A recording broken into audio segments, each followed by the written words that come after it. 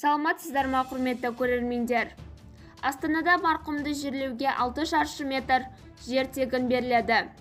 Астана қаласы әкімдігі ашық НК порталында қайтыс болған адамды жерлеу және зираттарды күтіп ұстау ісін ұйымдастыру қағидаларын қоғамдық талқыға ұсынды, деп хабарлайды Ел-Қазы ақпарат агенттігі. Ережеге сәйкес Астана қаласының әкімдігі әрбір қайтыс болған адамды жерлеу үшін зират қорымынан кемінде 6 шаршы метр жер учаскесін тегін бөледі.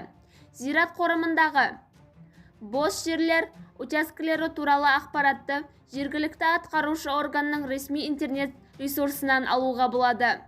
Қайтыс болған адамды жерлеу үшін оның жақындары зират әкімшілігіне электрондық үкімет веб-порталы арқылы алынған қайтыс болу туралы куәлікті немесе номер 045У нысаны бойынша қайтыс болу туралы медициналық куәлікті өткізуі тиіс.